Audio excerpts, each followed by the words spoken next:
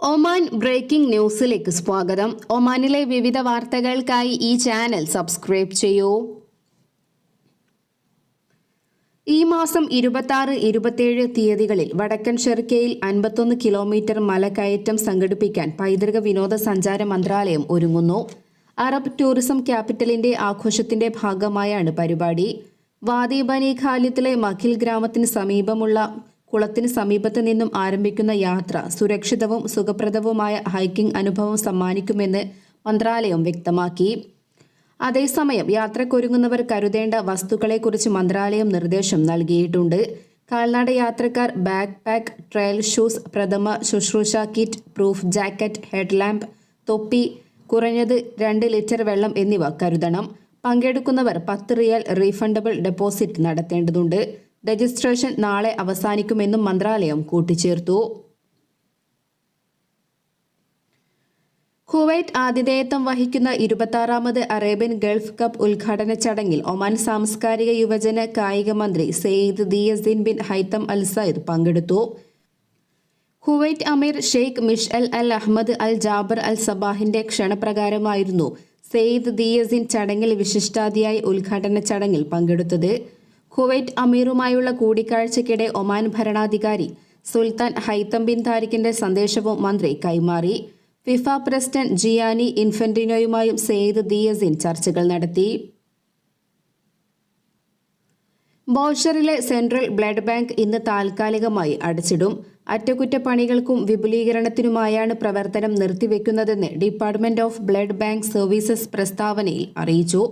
ഇന്ന് രക്തദാതാക്കളെ സ്വീകരിക്കില്ല. നാളെ മുതൽ സേവനങ്ങൾ സാധാരണ നിലയിൽ ലഭ്യമായി തുടങ്ങും. അതേസമയം ലഭ്യമായ സ്റ്റോക്ക് ഉപയോഗിച്ച് ആശുപത്രികളുടെ രക്തവിതരണ ആവശ്യകതകൾ നിറവേറ്റാൻ തങ്ങൾ പ്രതിജ്ഞാബദ്ധരാണെന്നും DBBS വ്യക്തമാക്കി.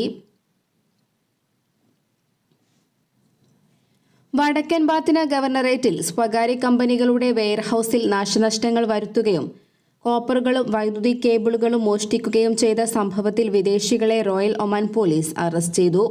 ഖാബൂറ വിലായത്തിലായിരുന്നു സംഭവം. ഏഷ്യൻ രാജ്യക്കാരായ 4 പേരാണ് വടക്കൻ ബാത്തിന ഗവർണറേറ്റ് പോലീസ് കമാൻഡിന്റെ പിടിയിലായത്. ഇവർക്കെതിരെ നിയമ നടപടികൾ സ്വീകരിച്ചു വരികയാണെന്ന് ROP പ്രസ്താവനയിൽ കൂട്ടിച്ചേർത്തു. ലോകരാഷ്ട്രങ്ങളുടെ പാസ്പോർട്ടുകളുടെ ഏറ്റവും പുതിയ റാങ്കിംഗ് ഹെൻലി പുറത്തുവിട്ടു. 2024 അവസാന പാദത്തിൽ 7 സ്ഥാനങ്ങൾ മെച്ചപ്പെടുത്തി 52ാം സ്ഥാനത്തേക്ക് ഉയർന്നു. ഇന്റർനാഷണൽ എയർ ട്രാൻസ്പോർട്ട് അസോസിയേഷന്റെ ഔദ്യോഗിക ഡാറ്റയുടെ അടിസ്ഥാനത്തിൽ തയ്യാറാക്കിയിട്ടുള്ള പട്ടികയിലാണ് ഒമാന്റെ മുന്നേറ്റം. ഈ വർഷം ആദ്യ പകുതിയിൽ ഒമാൻ 58ാം സ്ഥാനത്തായിരുന്നു. കഴിഞ്ഞ വർഷം 65ലും. നിലവിലെ റാങ്കിംഗ് പ്രകാരം ഒമാനി പൗരന്മാർക്ക് 55 രാഷ്ട്രങ്ങളിൽ വിസാരഹിത യാത്രയോ ഓണറേബൽ വിസ സേവനമോ ലഭ്യമാകും. ലോകത്തെ ഏറ്റവും ശക്തമായ പാസ്പോർട്ടുകളിൽ തന്നെ ആദ്യ സ്ഥാനത്തുള്ള UAE ആണ് മേഖലയിൽ 1ാം സ്ഥാനത്ത്. ഖത്തറും കുവൈറ്റും 50 റാങ്കുകൾക്കുള്ളിലാണ്. സിംഗപ്പൂർ പാസ്പോർട്ടാണ് 1ാമത്. 195 രാജ്യങ്ങളിൽ സിംഗപ്പൂർ പാസ്പോർട്ടിന് വിസയില്ലാതെ സഞ്ചരിക്കാം. 192 രാജ്യങ്ങളിൽ സഞ്ചരിക്കാൻ കഴിയുന്ന പാസ്പോർട്ടുമായി France, Italy, German, Spain, Japan എന്നീ രാജ്യങ്ങളാണ് 2ാം സ്ഥാനത്ത്.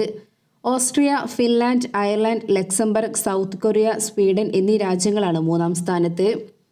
കഴിഞ്ഞ 19 വർഷമായി ഹെൻലി പാസ്പോർട്ട് ഇൻഡെക്സ് ലോകത്തിലെ പാസ്പോർട്ടുകളെ പട്ടികപ്പെടുത്താറുണ്ട്. 199 പാസ്പോർട്ടുകളും 227 ടൂറിസ്റ്റ് കേന്ദ്രങ്ങളുമാണ് പട്ടികയിലുള്ളത്.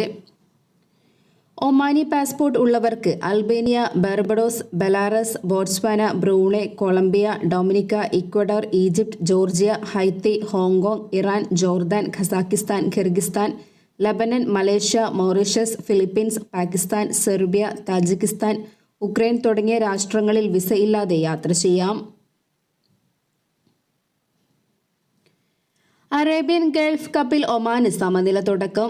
ജാബിർ അൽ അഹമ്മദ് ഇന്റർനാഷണൽ സ്റ്റേഡിയത്തിൽ നടന്ന ഉദ്ഘാടന മത്സരത്തിൽ ആതിഥേയരായ കുവൈറ്റും ഒമാനും ഓരോ ഗോൾ വീതം അടിച്ച് പിരിയുകയായിരുന്നു. ആദ്യ പകുതിയിലായിരുന്നു 2 ഗോളുകളും. 34ാം മിനിറ്റിൽ കുവൈറ്റിനു വേണ്ടി യൂസഫ് നസീറും ഒമാനു വേണ്ടി 42ാം മിനിറ്റിൽ ഇസ്ലാം അൽ സുബഹിയുമാണ് ഗോളടിച്ചത്. ഒമാൻ മുന്നേറ്റ താരം അർഷദ് അൽ അലവിയാണ് കളിയിലെ താരം. ദാഹിറ ഗവർണറേറ്റിലെ ദംഗ് വിലായത്തിൽ ഫിദ വിന്റർ ഫോറം പരിപാടി സംഘടിപ്പിച്ചു. വിലായത്തിന്റെ സാംസ്കാരികവും ചരിത്രപരവും പ്രകൃതിദത്തവുമായ സമ്പന്നതയെ പ്രോത്സാഹിപ്പിക്കുന്നതിനായി ടൂറിസം കമ്മിറ്റി പ്രതിനിധീകരിക്കുന്ന ഗവർണറേറ്റിലെ Oman chamber of commerce and ഇൻഡസ്ട്രിയാണ് പരിപാടി സംഘടിപ്പിച്ചത്. കായിക പ്രേമികൾ, സംരംഭകർ, കമ്മ്യൂണിറ്റി തുടങ്ങിയ നിരവധി പേരെ പരിപാടി ആകർഷിക്കുന്നുണ്ട്. വിലായത്തിന്റെ സമൃദ്ധമായ സാംസ്കാരിക അടയാളങ്ങളും ചരിത്ര സ്മാരകങ്ങളും ശ്രദ്ധയിൽപ്പെടുത്താനാണ് ഫോറം ലക്ഷ്യമിടുന്നത്. ഓർഗനൈസിംഗ് കമ്മിറ്റി ചെയർമാനും OCCI അംഗവുമായ ഫഹദ് ബിൻ റാഷിദ് അൽ സെയ്ദിയാണ് ഇക്കാര്യം അറിയിച്ചത്. സന്ദർശകർക്ക് ഫീൽഡ് ടൂറുകൾ വാഗ്ദാനം ചെയ്യുന്നതിലൂടെ അതുല്യമായ ടൂറിസ്റ്റ് ആകർഷണങ്ങൾ പ്രദർശിപ്പിക്കുകയും പ്രദേശത്തിന്റെ പൈതൃകവുമായി ആഴത്തിലുള്ള ബന്ധം വളർത്തുകയും ചെയ്യുമെന്നും അദ്ദേഹം കൂട്ടിച്ചേർത്തു.